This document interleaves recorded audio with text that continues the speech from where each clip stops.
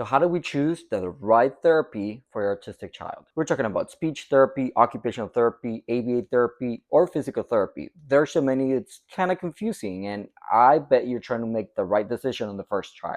So my goal for today is to save you time and help you make a decision by the end of this video. Hi, I'm Sergio Rodriguez. I'm an occupational therapist, and together with my wife, who's a speech therapist, we run a private practice, and we both work with autistic kids every single day. And we had this conversation with many families just like yours that are starting their therapy journey. And of course, it makes sense. You want to make the right decision from the beginning. So let me break it down for you. And the first thing I'm going to ask you to do is to pause, take a second, and answer this question.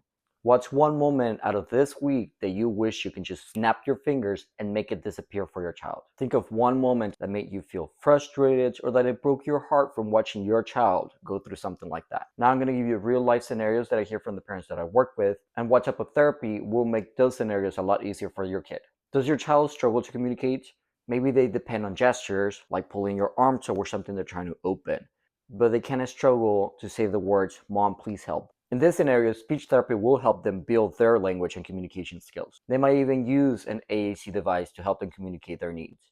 Now, let's say your child is already receiving speech therapy services, but they find it really hard to use those words in some scenarios. So instead of using the words, they just decide to throw a toy at you because they're really upset about something.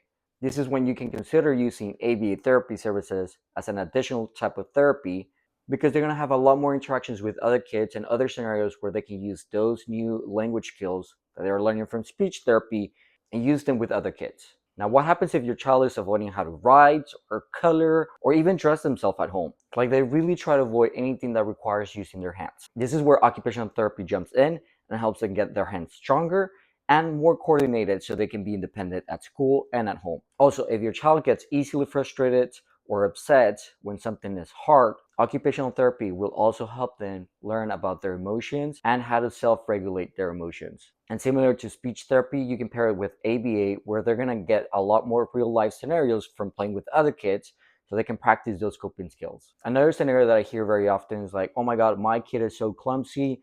They have a hard time like in the playground. I'm afraid they're gonna hurt themselves. Well, in this situation, physical therapy will be the best match because they're gonna help your kid be stronger, have better balance, and way better coordination at sports. So I wanna ask you again, what's your end goal? Do you want them to have better social skills, to have less meltdowns, be more independent at school or at home, or be more independent at sports? I ask you this because if you know your why, the answer to what type of therapy do I need becomes way easier. So from all the scenarios that we discussed, which one is the most challenging for your child? Please let me know in the comments. I would love to help. Oh, by the way, check out our new sensory quiz where I review all of your answers and give you personalized sensory strategies so you can try them at home and make life easier for your child.